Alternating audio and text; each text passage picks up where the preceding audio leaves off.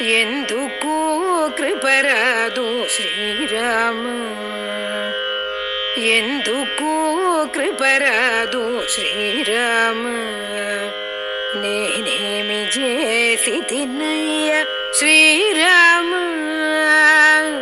ఎందుకు కృపరాదు శ్రీరామ, నేనేమి చేసి తిన్నయ్య శ్రీరామ, ఎందుకు కృపరాదు శ్రీరామ, నేనేమి చేసి తిన్నయ్య శ్రీరామ, ఎందుకు కృపరాదు శ్రీరామ, నేనేమి చేసి తిన్నయ్య శ్రీరామ, ఎందుకు కృపరాదు శ్రీరామ. గతి నీవేయనుకుంటే శ్రీరామ, గతి నీవేయనుకుంటే శ్రీరామ, నా వెతమాన్ పగదవయ్య శ్రీరామ, గతి నీవేయనుకుంటే శ్రీరామ, నా వెతమాన్ పగదవయ్య శ్రీరామ, గతి నీవేయనుకుంటే శ్రీరామ, నా వెతమాన్ పగదవయ్య శ్రీరామ, ఎందుకు కృపరాదు శ్రీరామ, నేనేమి చేసి తిన్నయ్య శ్రీరామ,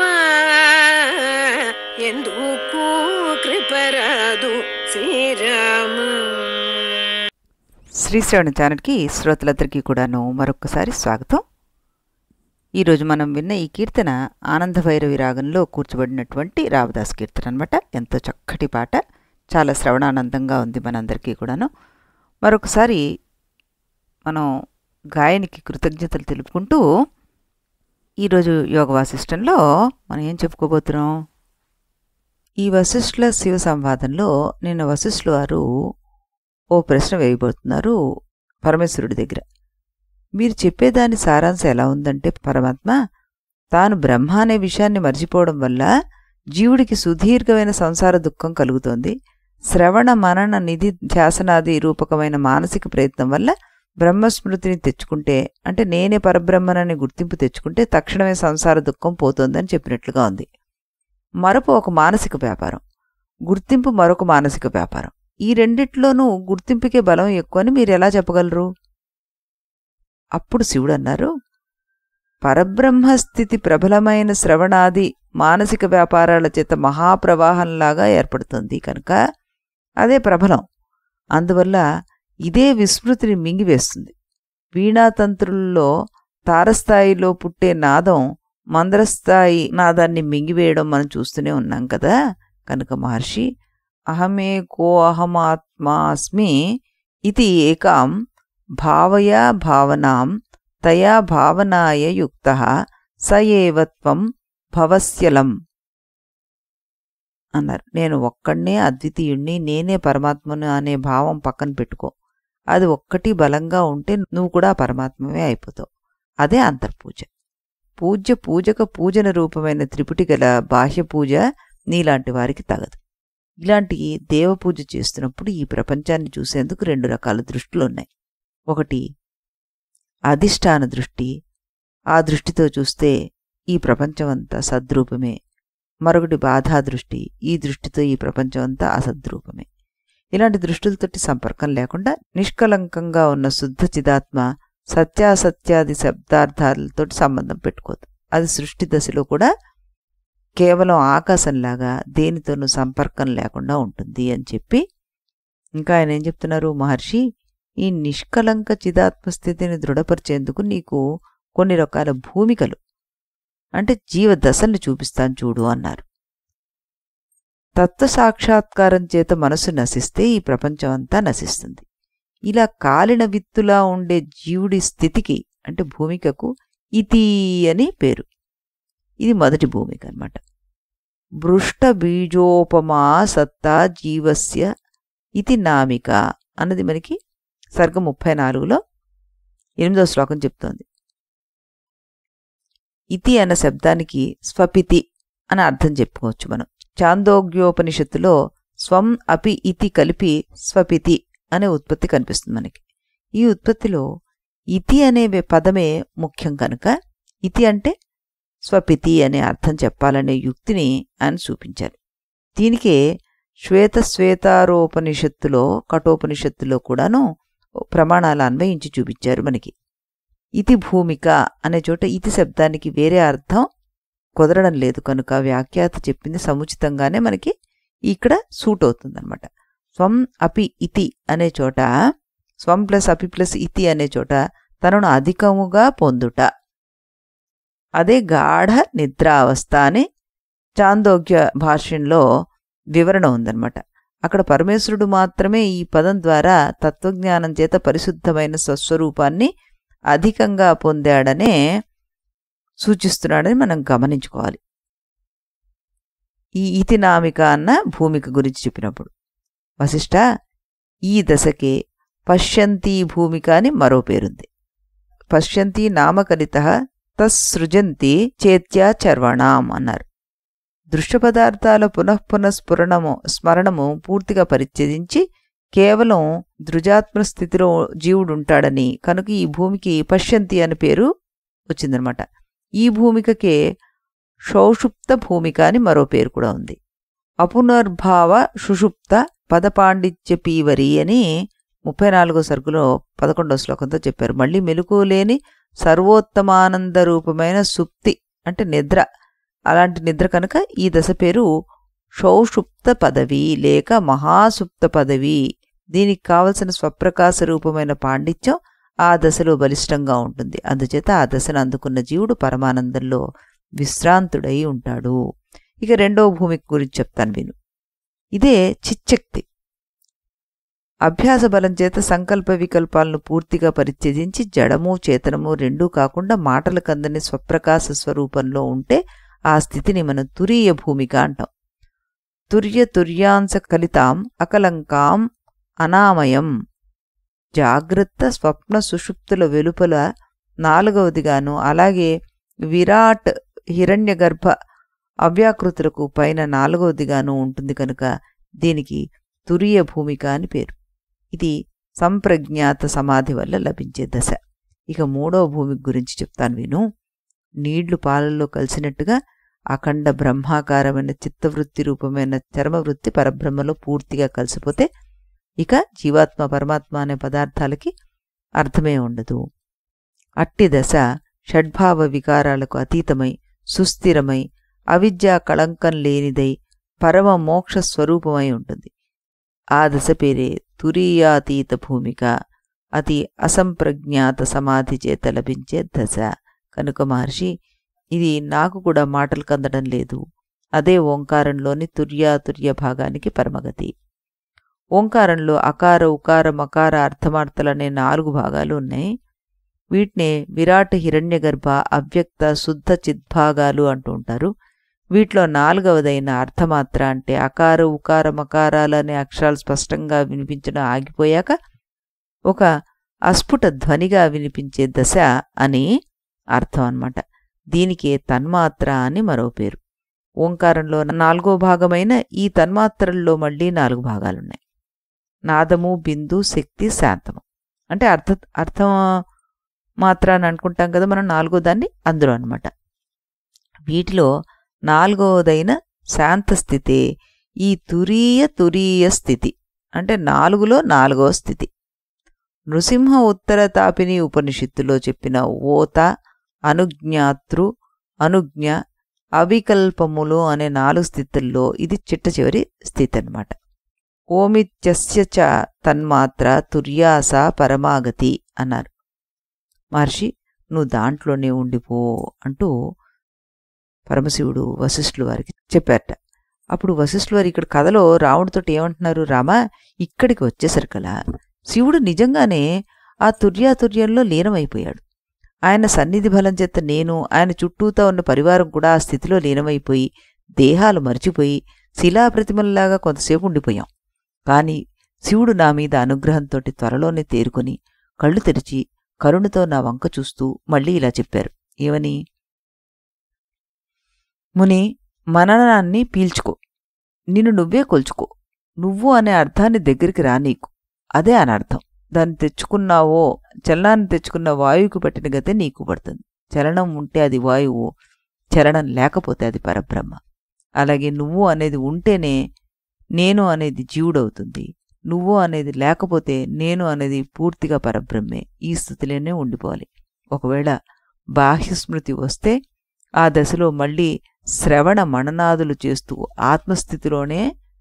ఆత్మస్థితిని అందుకోవడానికి ప్రయత్నం చేయాలి. ఏముంది మహర్షి, ఈ శరీరం ఒక యంత్రం లాంటిది. దీనిలోకి ప్రాణం ప్రవేశిస్తే ఇది కదులుతుంది, ప్రాణం పోతే ఇది ముద్దులాగా పడుంటుంది. కనుక ఈ చలనశక్తి ఎవరిది? ఈ ప్రాణవాయువుది. కానీ ఈ ప్రాణశక్తి ఇప్పుడు ప్రవేశించిందని, ఇప్పుడు పోయిందని తెలుసుకునే సంవేదనా శక్తి ఎవరిది? అది వాయువుది కావడానికి వీల్లేదు. అది పరిశుద్ధ చిత్తుదే. క్రియాశక్తికి మూలమైన ప్రాణవాయువు నశిస్తుంది. క్రియాశక్తికి ఆశ్రయించిన దేహము నశిస్తుంది. కానీ సంవేదాన్ని, అంటే ప్రాణం వచ్చింది పోయింది అనే తెలివిని కలిగించే ఆ చిచ్చక్తి మాత్రం ఎప్పటికీ పోదు. అది లింగదేహాన్ని అంటుపెట్టుకుని ఉంటుంది. చిచ్చక్తిలోని చైతన్యం సర్వవ్యాపకమైనా అది అన్ని చోట్ల వ్యక్తం కాదు. అద్దం ఉన్న చోట ఎండ ప్రతిఫలించినట్లుగా లింగదేహం ఉన్న చోట అది ప్రతిఫలించి తన అస్తిత్వాన్ని ప్రకాశింపచేసుకుంటుంది. అదే చైతన్యం బుద్ధి వృత్యాదుల ద్వారా బయటకు ప్రసరిస్తే అప్పుడు అది చుట్టూ పుట్ట మొదలైన బాహ్య పదార్థాలని కనిపింపచేస్తుంది మనకి. అదే బుద్ధివృత్తిలో పరబ్రహ్మను ప్రవేశపెడితే అప్పుడు ఆ బుద్ధివృత్తి పరబ్రహ్మ యొక్క ఆకారం వంటి ఆకారాన్ని పొందుతుంది. అప్పుడు బుద్ధివృత్తిలో ఉన్న మాయా కళంకం తొలగిపోతుంది. ఇలా బుద్ధివృత్తి ద్వారా శుద్ధ చైతన్యం వ్యక్తమవుతున్న దశల్లోని భేదాలనే మనం శివుడు, విష్ణువు, బ్రహ్మ, ఇంద్రుడు, హిరణ్యగర్భుడు, అగ్ని, వాయువు, సూర్యుడు మొదలైన పేర్లతోటి వ్యవహరించుకుంటూ వస్తున్నాం అన్నమాట. స హరి, స శివ, స అజః, స బ్రహ్మ, స హరి, స శివోస్సోజ, స బ్రహ్మ, స సురేశ్వర. ఈ శివ విష్ణు బ్రహ్మాదులందరూ సర్వవ్యాపక శుద్ధ చైతన్యాన్ని సాక్షాత్కరించుకున్నవారే. వీరిలో ఎవరికీ మిథ్యామోహాలు లేవు. అయినా సృష్టి స్థితి సంహారాది కార్యాలను నిర్వహించడం కోసం ఈ త్రిగుణాలను ఒక్కొక్క గుణం మీద అభిమానాన్ని నిలబెట్టుకుని ఆయా కార్యాలను నిర్వహిస్తూ ఉంటారు వారు. కనుక వీరంతా అలల మీద నీటి బిందు లాంటి వారే. అభేద స్థితితో ప్రారంభించి మళ్లీ భేదాన్ని చెప్తున్నావా అనుకోకు నువ్వు. ఇదంతా వ్యవహార దృష్టిని అనుసరించి చెప్పిన మాట. పరమార్థ దృష్టితో చూస్తే సృష్టే లేదు, సృష్టి క్రియలు లేవు. వాటి కోసం బ్రహ్మరుద్రాది అధికార పురుషులు లేరు. ఇదంతా అవిద్య విసిరే గొలుసుల వల. ఈ వల మళ్లీ మళ్లీ వ్యాపిస్తూనే ఉంటుంది. తతస్తస్య అనంతాయాః ప్రసృతాయాః పునః పునః సంపన్న దేశకాలాయ క్రమస్వాద్వర్ణనాసు కః. ఇలా ఎప్పటికప్పుడు విస్తరించి తనకు తానే దేశకాలాదులు కల్పించుకుని రకరకాల సృష్టులను చూపించే ఈ మాయ యొక్క విలాసాన్ని వర్ణించడానికి ఒక వరుస అంటూ ఏముంటుంది? ఈ సృష్టించబడిన జీవుల్లో ఎవరు ముందు ఎవరు వెనక అనడానికి ఏమైనా ఆధారం ఉందా? ఇలాంటి సృష్టి క్రమాలు ఎన్నున్నాయో. అన్ని రకాల బ్రహ్మ విష్ణు మహేశ్వరులందరికీ కూడాను శుద్ధ చిదాత్మ ఒక్కడే తండ్రి. ఆ చిదాత్మకే మరో పేరు మహాదేవుడు. ధ్యానిస్తే ఆయన్నే ధ్యానించాలి.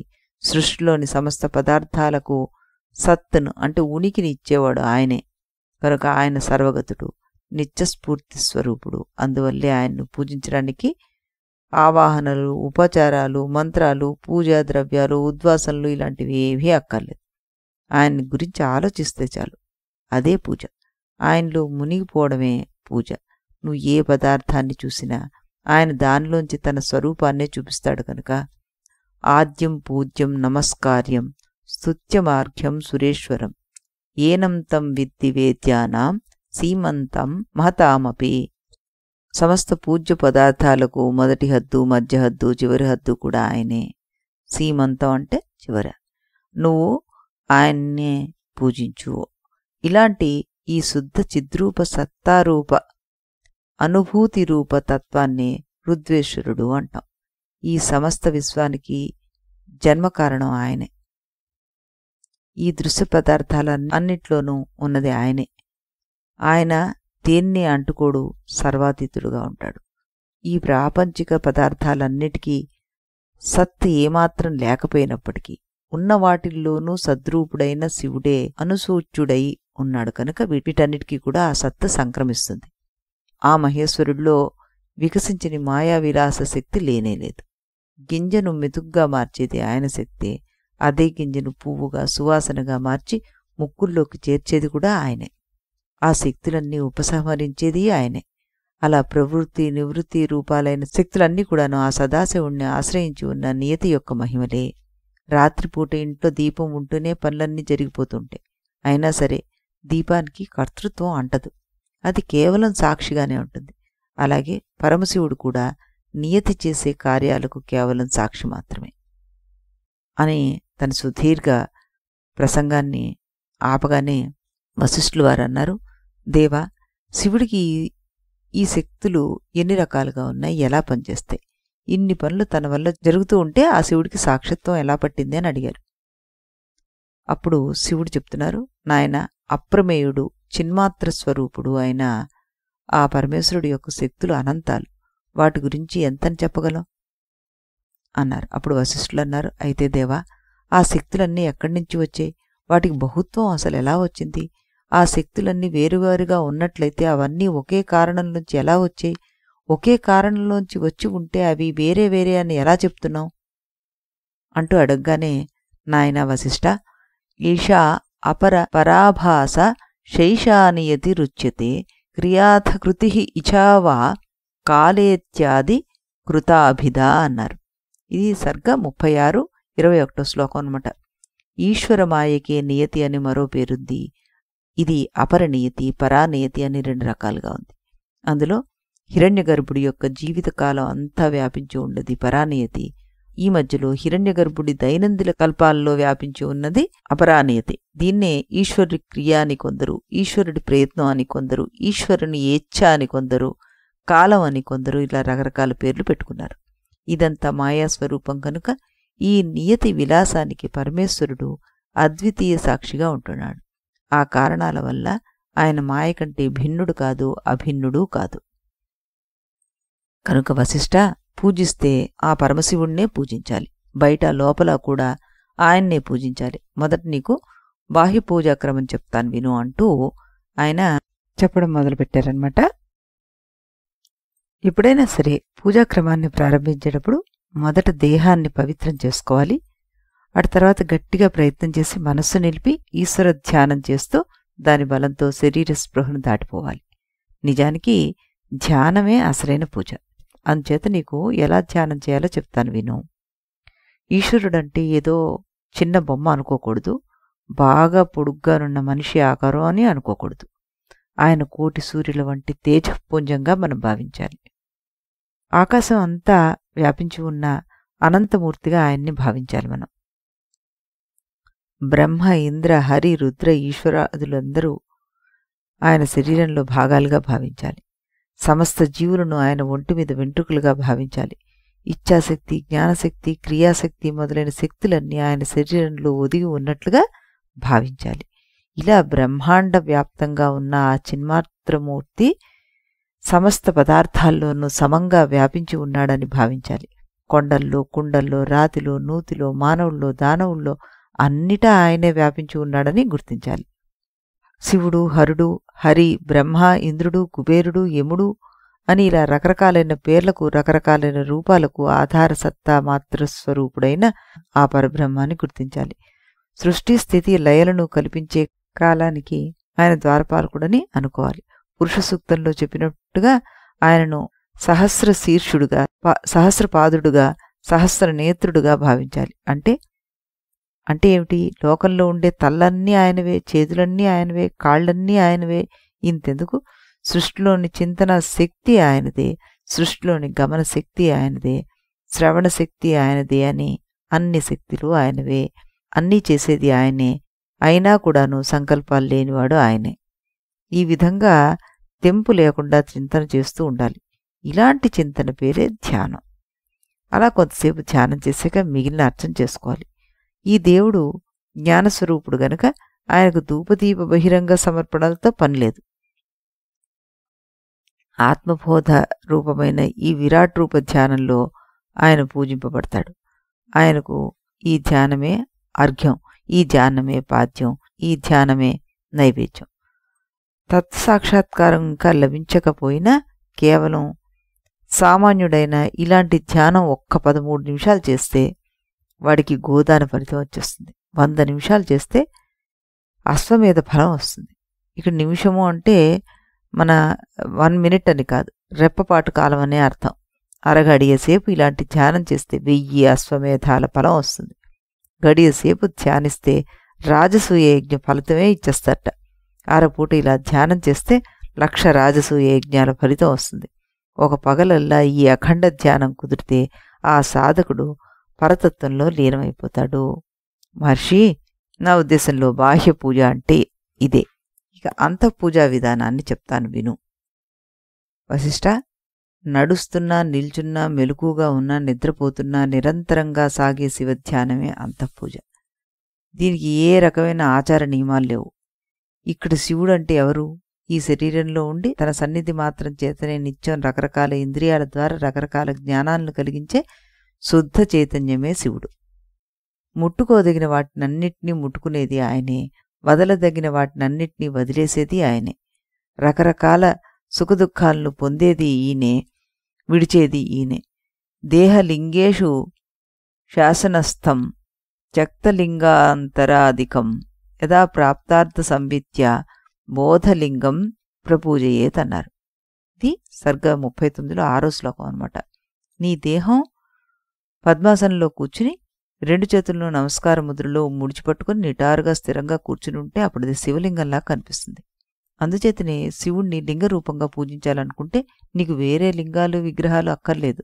నీ శరీరమే నీకు శివలింగం. దానిలో నానా రకాల విషయ జ్ఞానాలను కలిగించే జ్ఞానం అనే లింగం ఒకటి అంతర్గతంగా ఉంది. ఈ రకరకాల జ్ఞానాలు వస్తూ పోతూ ఉంటాయి. లోపల ఉన్న ఆ మూల జ్ఞానం మాత్రం రాకపోకలు లేకుండా స్థిరంగా ప్రశాంతంగా ఉంటుంది. కనుక ఆ జ్ఞానలింగమే అసలైన శివలింగం, దాన్నే పూజించాలి అని చెప్పి, నీ ఇంద్రియాలన్నిటికీ ఏది జ్ఞానాన్ని అందిస్తుందో అలాంటి ఆ మూల జ్ఞానాన్ని తెంపు లేకుండా గుర్తిస్తూ ఉండడమే జ్ఞానలింగానికి నువ్వు చేయదగిన పూజ. ఒకవేళ ఈ గుర్తింపు అనేది పూజ నుంచి జారిపోయి ఇంద్రియజన్య జ్ఞానాల ప్రవాహంలో పడిపోయావనుకో, అప్పుడు దానికి ఒకటే ప్రాయశ్చిత్తం, నిన్ను నువ్వు గుర్తించడం. ఇదే జ్ఞానంలో నువ్వు స్నానం చేయాలి. ఆ స్నానం చేస్తే నువ్వు పవిత్రుడవై తక్షణం మళ్ళీ లింగలగ్నుడు అవుతావు. అంటే లింగ పూజ మళ్ళీ మొదలైపోతుంది. అలా లింగ పూజ జరుగుతూ ఉంటే ఒక్కోసారి మనసు తపస్సులో మునిగిపోతూ ఉంటుంది. తపస్సు అంటే సమాధి స్థితి, మూఢస్థితి అనమాట. అలాంటప్పుడు లోపల హృదయాకాశంలో, బయట భూతాకాశంలో మధ్యందిన సూర్యుడిలాగా తనకు తానే వెలిగిపోతున్నట్టుగా భావించాలి. ఒక్కొక్కప్పుడు మనసు ఏదో తెలియని పరితాపంలో పడిపోతుంది. అప్పుడు లోపలి వెలుపలి ఆకాశాల్లో తానే నిండు చంద్రుల్లాగా వెన్నెలను పొంగిస్తున్నట్లుగా భావించాలి. ఈ విధంగా అంతరంగాన్ని శుద్ధి చేసుకుని నీ ఇంద్రియాలకు కనిపించే సమస్త దృశ్య పదార్థాల్లోనూ సర్వనూతనంగా సంవిత్తుగా ఆయనే ఉన్నారన్నది గుర్తించి ప్రాణరూపమైన ఆ చైతన్యం శివలింగం అని గుర్తించాలి. వశిష్ఠ, నేనే ఆ శివుణ్ణి. రకరకాల శక్తులు అనంత రీతులుగా వచ్చిన సేవిస్తున్నాయి. అయినా సరే నేను వాటన్నిటిని విడిచిపెట్టి పరిమితులు లేని పరిపూర్ణ స్వరూపంగా ఉండిపోతున్నాను. నా ఈ తత్వాన్ని ఎవడైతే గ్రహిస్తాడో వాడింక మరణించడు. అందుకే ఇక వాడు మళ్ళీ పుట్టడు. వాడికి మీదట సంతోషించడు, దుఃఖించడు. అందుకే వాడికి కోపం రాదు. వాడికి తృప్తిని పొందడు, ఆ అసంతృప్తిని పొందడు. అందుకే ఇక క్షోభపడ్డు. వాడు దేన్ని కోరడు, అందుకే దేన్ని విడవడు. వాడి పూజకు తెంపు లేదు. వాడి దేహం ఉన్నంతకాలం వాడి పూజ సాగుతూనే ఉంటుంది. ఎందుకంటే ఈ దేహాన్ని నడిపించేది, నిలబెట్టేది చిత్తత్వమే.